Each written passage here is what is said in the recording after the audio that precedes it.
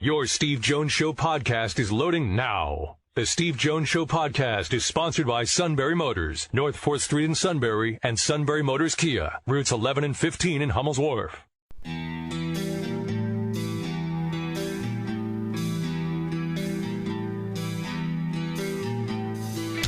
Sports talk where your voice counts. This is the Steve Jones Show on News Radio 1070 WKOK. Now from the Sunbury Motors Studio, here's Steve Jones.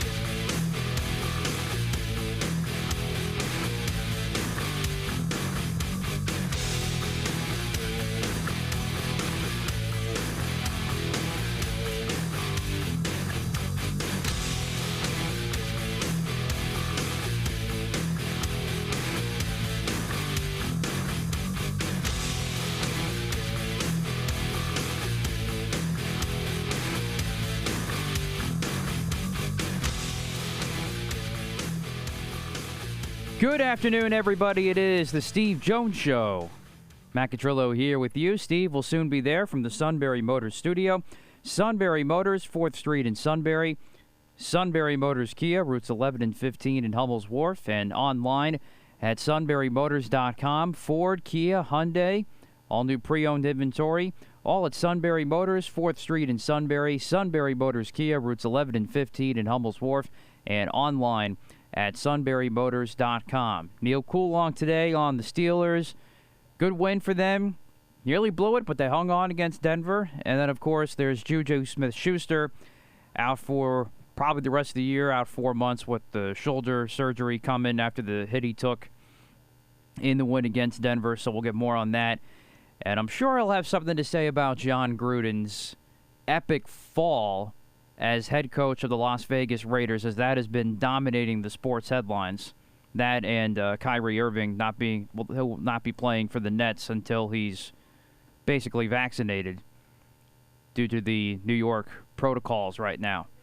But starting with Gruden, obviously, it's one thing where something comes out that somebody says or did 10 years ago that might have been racially insensitive, whatever.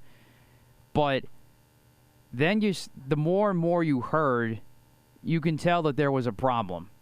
And there were a lot of damning insights from others, including one of Gruden's former players in Tampa, Keyshawn Johnson, on First Take today, on him not being totally surprised. And it's just really strange and stunning to see all this come out at once, and to see in the middle of Monday Night Football last night, John Gruden, who used to be in that booth, stepping down from the Raiders amid all these reports. And now you have the special teams coach taking over in the interim. Meanwhile, on the field, the Raiders have lost 2 straight, and they got to go to Denver this week for a divisional matchup. So things are not great right now with the Raiders. Now, apparently all this has been done through the Washington football team investigations because Bruce Allen was associated with a lot of these emails back and forth with John Gruden. So my next question is, well, one, where's Roger Goodell in coming out with a statement on this as to how all this came about, his actual thoughts on Gruden's insensitive remarks against him in some of these emails? But then secondly, is there going to now be more accountability now for those in the Washington football team? I get they've done a couple things already, but there's still been nothing handed down individually to Daniel Snyder, who is overseeing all this. And if he's not getting anything because you have someone who writes the checks as someone who cashes them, like a John Gruden, then that is a major, major problem that we're not talking about yet when it comes to the NFL and its leadership, as they are claiming to try to move away from all these things. Because if they don't ultimately hold Dan Snyder accountable, Bruce Allen has been held accountable to some extent after the initial reports came out, of course. But Dan Snyder's still the majority owner of the Washington football team, even though they've made all those changes, which were good. But the only way to hold him accountable is to make him forfeit owning the team. So while, of course, John Gruden, deservedly so, steps down and likely is having his coaching career over amidst all this, the main culprit in all this, Daniel Snyder, who we know for a fact was involved with all these emails and all this other stuff that went on behind the scenes, needs to be fully held accountable, or what the NFL is doing in terms of all these racial equality and all these types of initiatives that they're doing really is just hypocritical. Because the man who's one of the richest people right now in the NFL, one of the owners of one of your most historic franchises, is still not being fully held accountable. He may be silent. You may not hear from him anymore because the team's trying to take a different direction, and they've done a fairly good job of that for the most part. He's still majority owner of that football team. So he still needs to be held accountable. Plain and simple. Who are you being holding accountable now? I'm saying now, Daniel Snyder needs to be fully held accountable and should no longer be the majority owner. After all this has gone on, the fallout of John Gruden, the fallout of everything else surrounding his football team, Washington football team, he is still majority owner. So where's the accountability against him in all this? That's my biggest question at this point. And where is Roger Goodell? Why is he silent on this? Those are my two biggest questions coming out of this. Of course, everything that happened to John Gruden is righteous, but where's the other part of the accountability here with the other main culprit involved in all this? That's all I'm saying, because that's where all this came out from, is investigating Dan Snyder and the way he handled everything and behind the scenes with Washington.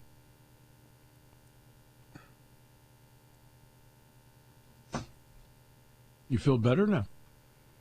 I do, yes. Okay, good. Just making sure. Look, it's a disgrace, okay?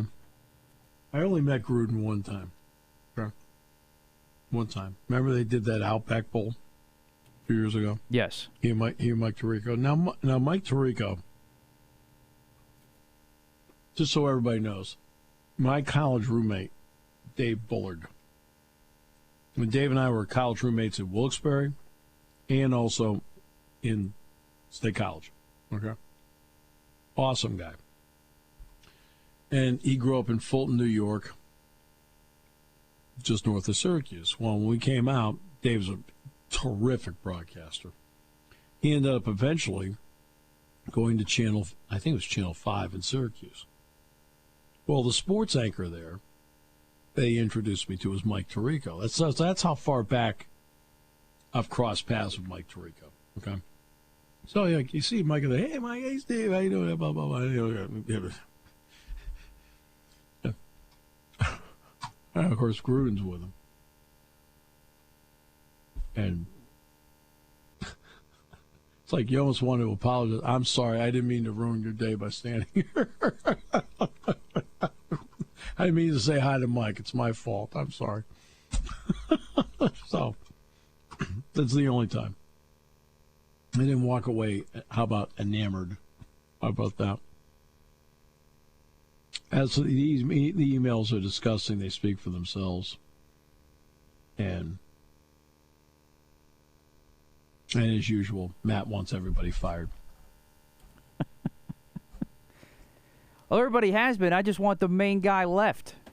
The big fish in the room. That's all.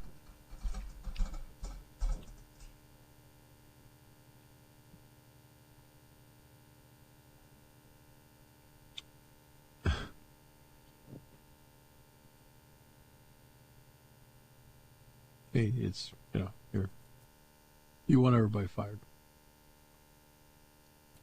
I mean, wouldn't you in this case? Well, the number of times you've gone to management trying to fire me has been, Get the lingerie on the deck. Call the janitor. Everything's an excuse. Gruden writes an email. Can we fire Steve? No good! No good! No good!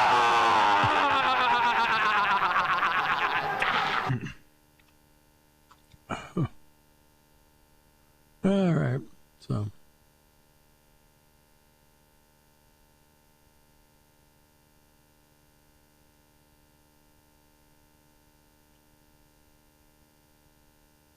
Let's see. What's today's date? The 12th. Okay. Just checking on something. All right. Wonderful. Okay. So you want him fired, Daniel Snyder removed. I do. I also would like to see Kyrie Irving retire, but that's a different topic.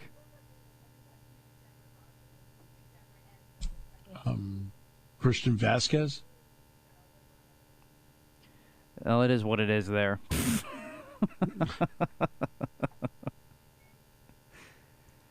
It was a great series. Doesn't mean I have to be happy with the outcome.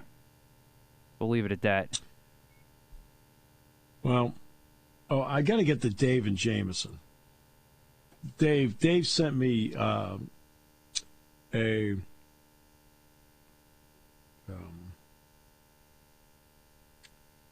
email yesterday. And the email essentially says, how do you explain this? And it shows Charlie Jones. Can you explain the rule where this play was called a touchdown? I said, there is no rule. Dave, there is no rule to cover that. It shows Jones with the ball in his left hand. Now, Jones is doing the right thing in terms of, the tackle's coming from his right, so he's got the ball in his left. So that's fundamentally correct. He's got it locked up against his chest, fundamentally correct.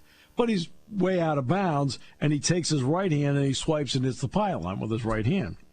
So Dave writes to me, can you explain the rule where this play was called a touchdown? And Dave, there is no rule. That's not a touchdown, okay? You just can't. You just can't. I will say, let's do this in two parts. Let's talk about the official on the field. The officials on the field in real time see the guy dive to that pylon and see the pylon go. They call it a touchdown. There's nothing wrong with them calling a touchdown of that play. In fact, the trail official is actually blocked from seeing Jones's arm by the body of the Penn State player. I have no problem with that. So let's go back to the Auburn game for a moment. This is actually, I believe it or not, yes, I'm going to praise the SEC officials here. Okay? Oh, my almighty! All right. Remember the play? I think it was the fourth quarter, where the balls where Nix completed a pass. I think it was to Hunter, and he's hit by Joey Porter Jr. Ball comes out. Joey Porter Jr. picks it up and runs it back for a touchdown. The officials called it a touchdown on the field. Okay? Which is the right way to officiate it. In other words, it's a touchdown, it's a scoring play. Okay? They're going to review it anyway to make sure. So it's a turnover and a score. So they're going to review it.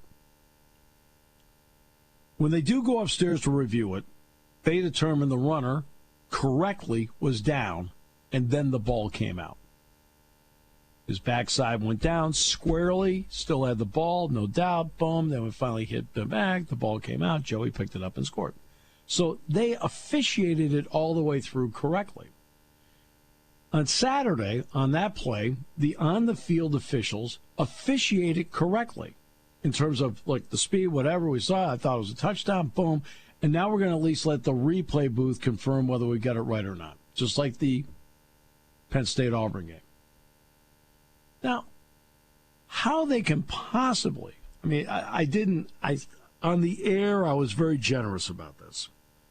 It probably didn't have the right angle, the whole thing, because the replays we were looking at, it took us a little bit to look at, okay, where are his feet? Well, his feet's in bounds. He's got control of the ball. And then, of course, we see the arms swipe the pylon, but we see it done in such a way where they didn't have the best angle on it.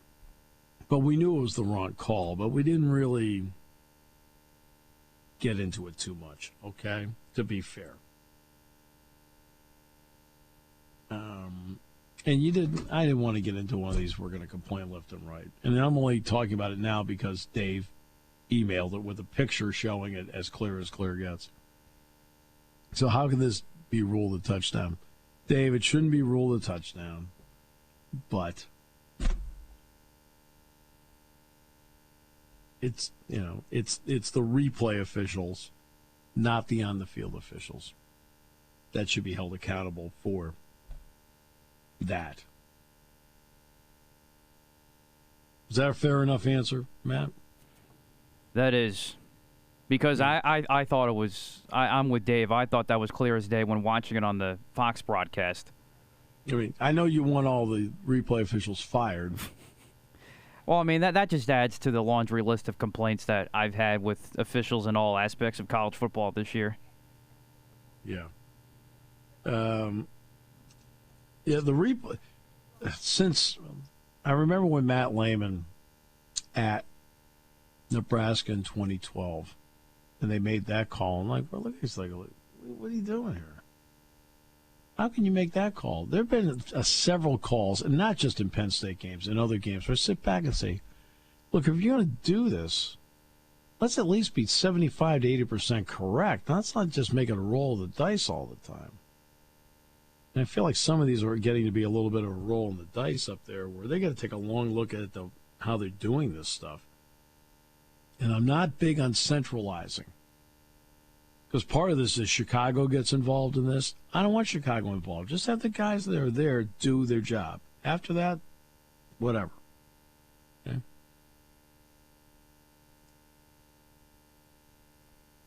All right, we'll take a break.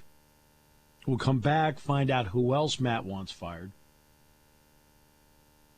Is there anybody else? You want Snyder out. You got Gruden fired. Is there anybody on Friday night you want to see out? Not at the moment, actually. Are you sure? For now, yes. Suddenly, out of nowhere, you're supportive of the suit. No, wow.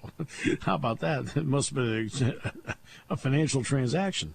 Here on News Radio 1070 WKOK. S-U-I-T, that spells suit-da! Taking your calls at 800-795-9565. This is The Steve Jones Show on News Radio 1070 WKOK. Now, from the Sunbury Motors Studio, here's Steve Jones.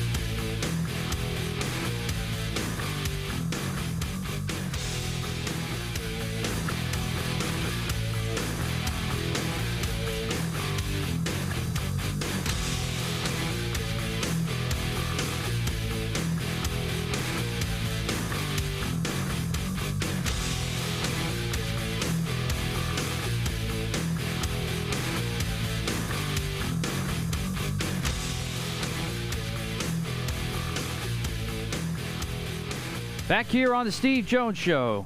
I'm Matt Catrillo here with you in the producer chair, and Steve is there in the Sunbury Motors studio. Sunbury Motors, there you are. Yes. I was at so this morning's job was to stack the second quarter with this morning, so we took care of that. That's good. Yeah. So, hey, winter's coming, man. Yeah, you got to stock up now. So I was telling you the story yesterday about how I get the text during the game, but the text was like an hour old when I saw it. And the guy that delivered the wood. And obviously this guy lives under a rock, but that's a different topic. No, that's okay. It's like, I didn't order the wood. Right, I know. Kathy did, yes. It was not under my name. Right. It was Kathy. But my phone number was given. So I open up the iPad, and Jack and I are looking at stats, and the email pops up. Or not the email, the text pops up. And he goes, oh. He says, oh, so they're delivering the wood. I said, yeah. So I just texted, okay, you can deliver it, whatever. He says, so what are you getting? He says, you got to make sure you get hardwood. I said, well, I'm getting ash and oak. He goes, oh, two great ones. He says, here's another one. He says, you get a chance to get cherry. Cherry's really good. Now, people wonder what we talk about in commercial breaks sometimes. It's not always what you think it is. That's amazing. It's not always what you think it is. But he's right. Cherry is a good one. I've used that on the grill. Oh, it's outstanding. Great hardwood. Right? Burns well, the whole deal. So that's just a little story beyond. Tonight is a big night. It is not just the opening of the NHL season tonight. For the first time ever, the Seattle Kraken play an official game. They'll play at the Vegas Golden Knights tonight. So let's give and I've mentioned this before, but it's worth mentioning again.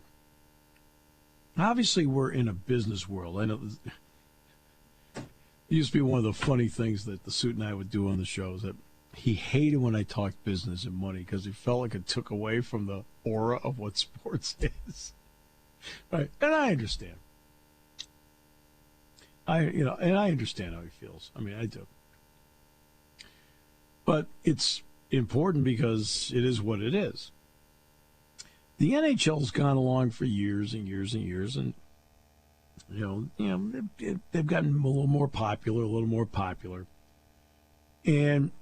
but they've had 3 lockouts. If you're wondering why Bettman gets booed like he gets booed, it's because of the lockouts more than anything else. Okay. But now let's look at what this guy has done in the last 6 years as the commissioner of the NHL. And again, trying to be fair here.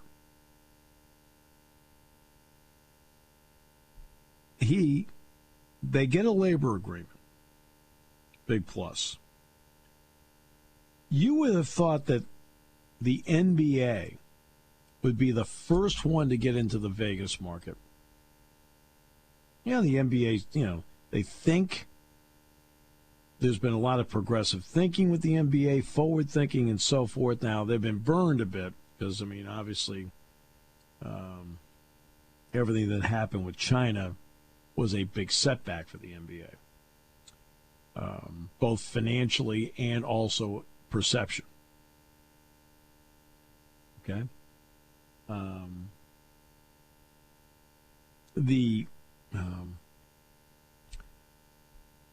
But they didn't get into Vegas. Who went to Vegas first? The NHL did. And not only that, they made it work.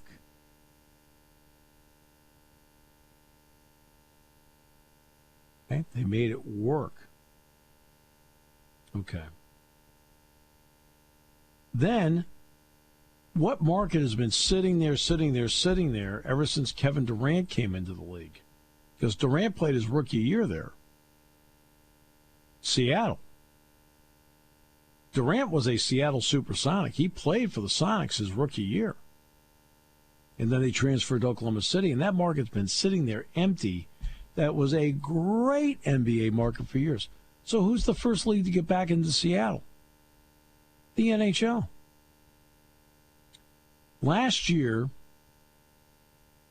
summer, when everybody's wondering, when are you coming back, Batman, to his credit, went to the NHL players, obviously through the Players Association, says, look, we're not starting anything until you tell us you're ready. How many weeks do you need to ramp up so you don't get hurt? And we are not going to start until then. Wow. You want to talk about leadership? They told him that's exactly what they did. He followed through. During that time when everything was halted, they extended the basic agreement with the players. They tacked on 4 more years. I think it goes to 26, 27, something like that, of labor peace. The players wanted to play in the Olympics. The NHL was not a part of the Olympics in South Korea. They wanted to play in the Olympics. He said, great, we'll change the schedule and we'll get the Olympics worked in to the schedule. New TV deal. They tripled their money. They got it back to ESPN. You'll see that starting tonight. And they got TNT. And they tripled their money. Now, are they the most popular sport on the planet? No. But have they done a good job of making the most of what they have? Yes. I mean, who got into Nashville before anybody? They did. I think Major League Baseball is going to get into Nashville here at some point. But who's the only major sport in Nashville right now? The NHL. Okay. Got into Seattle. Only major sport right now in Las Vegas. NHL. Because they've been really smart about what they've been doing. And you have to give them credit. Credit is due. So, even though Matt wants to fire Gary Bettman,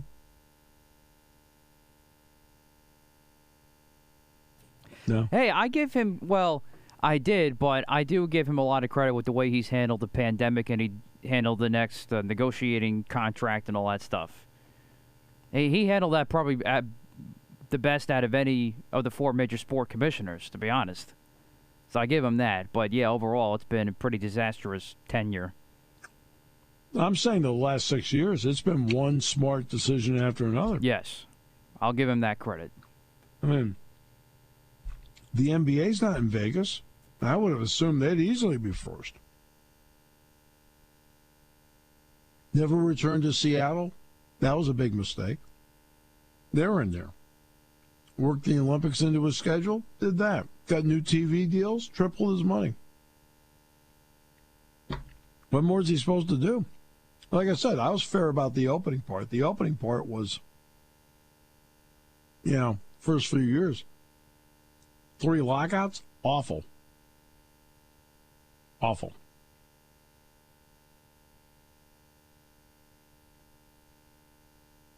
So. Oh, well. But they start tonight. Daniel Snyder, I understand exactly where you're coming from on Daniel Snyder. I do. It's just, the only thing I look at something like that, what is the process to get an owner out? I don't know what that process is. I mean, you have to force them to sell, right? I mean, you can't fire an owner, right?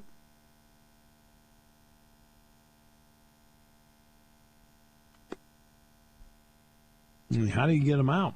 I know they're looking at all these emails, but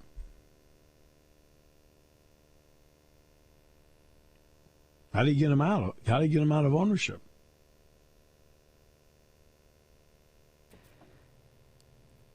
I mean, you can. I guess that's a good question.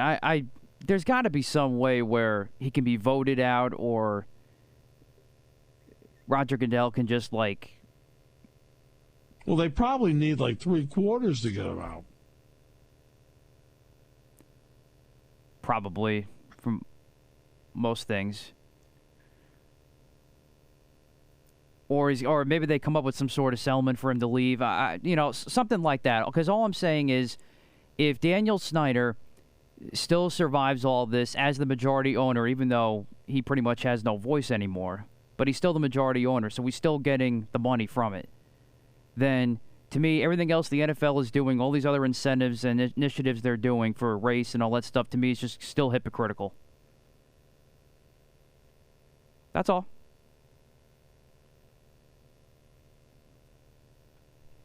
Who do you want to buy them? Anybody but Dan Snyder. I guess for the NFL would be after somebody that agrees with the direction they're trying to move the league in, which has all these social justice initiatives. It just doesn't make sense to have an owner who's been a nuisance and obviously been very controversial ever since he's been ownership of this team, to still be a part of the league and surviving all this when one of your biggest names as a head coach falls epically down from his tenure with the Raiders, and yet everything else that's happened with Washington as well. It just doesn't make sense for him to still be benefiting financially, even though he has no voice anymore, practically. Just doesn't make any sense. The difference is Gruden's an employee. Exactly. And he's an employee of management. And that's my point. That's what's wrong about this situation is you have a billionaire still surviving because he's a billionaire, even though what's happened in this is disgraceful. That's why I'm saying the NFL is hypocritical if he's still benefiting financially as the owner. That's all. obviously, I'm no fan. So, okay. So, but let me ask some questions that are devil's advocate questions. Okay. Okay. So the emails are with Bruce Allen. Correct. Right. Okay. Are there any emails with Daniel Snyder? We don't know that, but Daniel Snyder, it seems that he knew it seems like he knew what was going on. Like, you can't tell me he didn't know what was going on behind the scenes here. His Bruce Allen was his right-hand man. The two of them were friends. I understand that, but in order to get something, you have to have proof. No, I get that. You can't have guessing.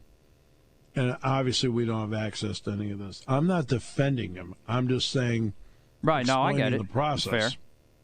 Fair. I'm not defending anybody here. Far be it me, but not by a long shot.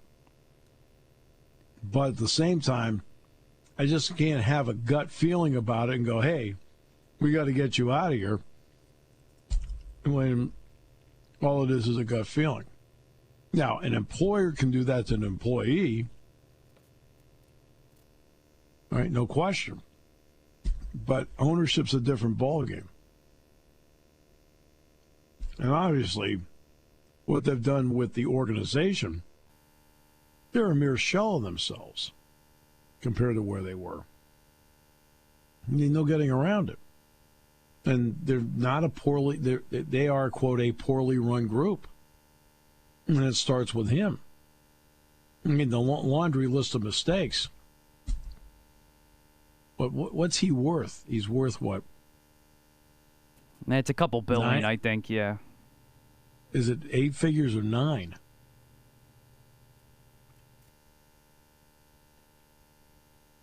Excuse me, I'm sorry. Is it 10 figures or 11? I'm sorry. I'm getting figures wrong. Is it 10 figures or 11? You know, and is he in the office every single day? And is he, I mean, I can't answer any of those questions. I just don't know from 30,000 feet. I can't, and we all hear the stories, see the stories, but need proof. All right, so Dick and Milton, okay, on getting rid of owners. Dick, do you know how they can do it?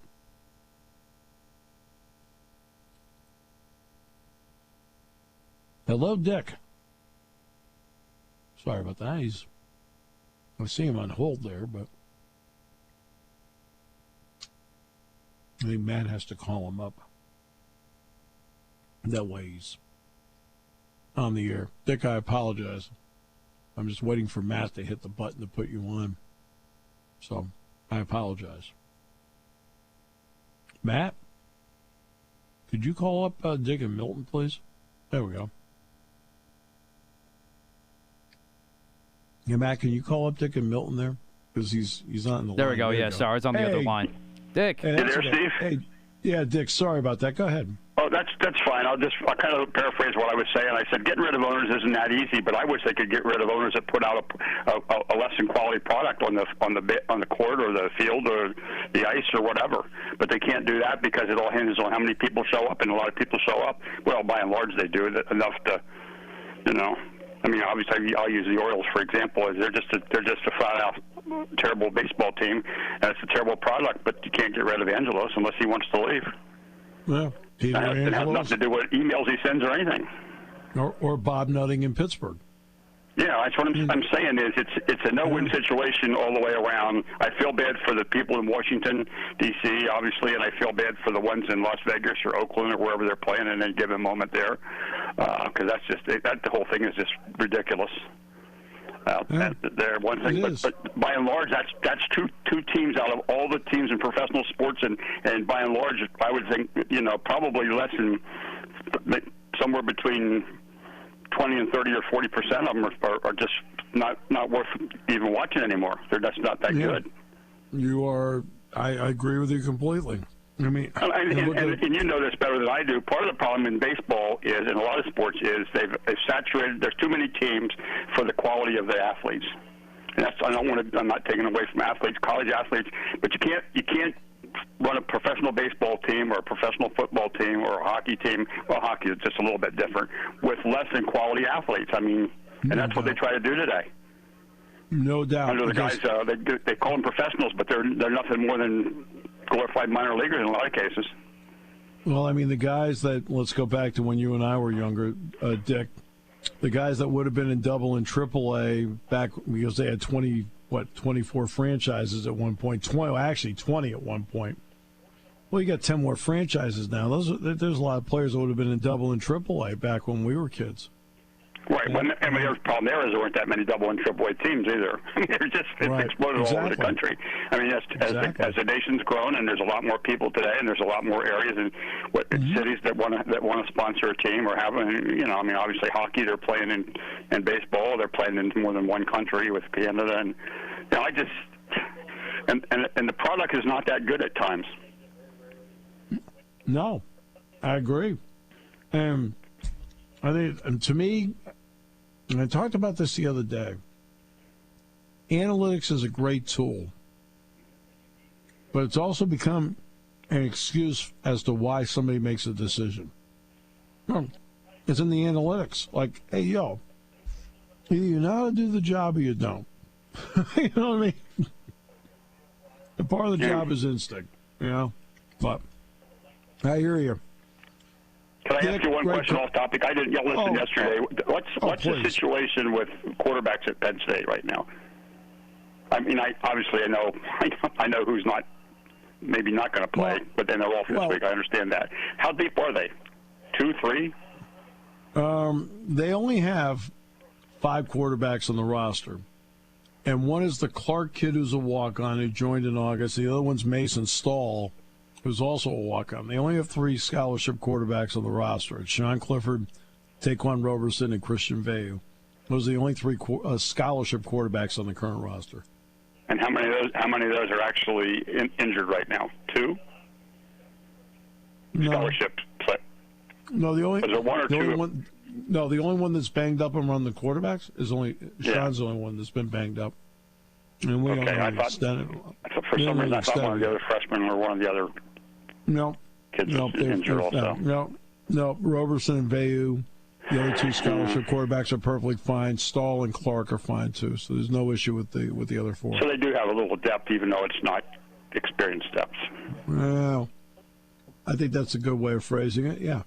Obviously, they don't have a lot of depth because I understand that from the game I watched, but I felt bad I felt bad. We should have won the football game by and large. We had a better football team than Iowa. Yeah, I agree with that completely. But at the end of the ball game, it is what it is. I don't know if you discussed it. I'm sure you did yesterday about all the penalties at the end, and it took them forever to go to the silent snap. It's 8 false starts. 8 false starts, and the guy in the press box on TV was almost screaming at him. What? Yeah. 8 false starts. It's like, I've never seen.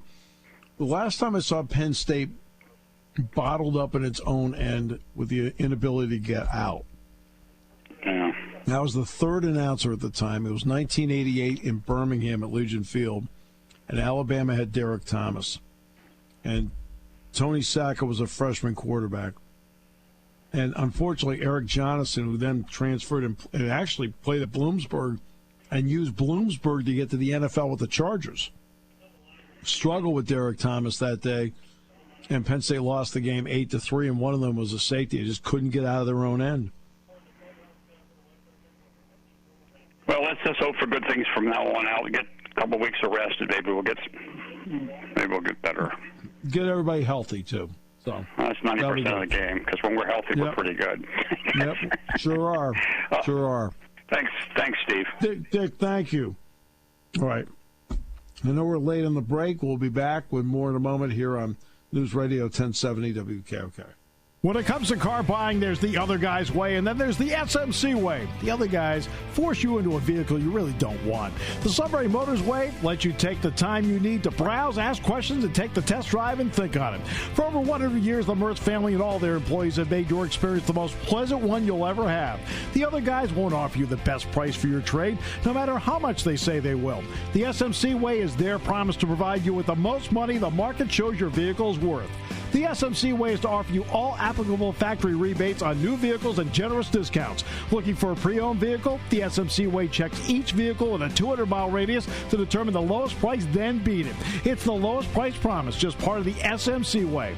The choice is up to you, the other guy's way or the SMC way. The SMC way wins every time. Sunbury Motors Company in the North 4th Street Auto Plaza, Sunbury, and at sunburymotors.com. Selling more cars and satisfying more customers for over 100 years.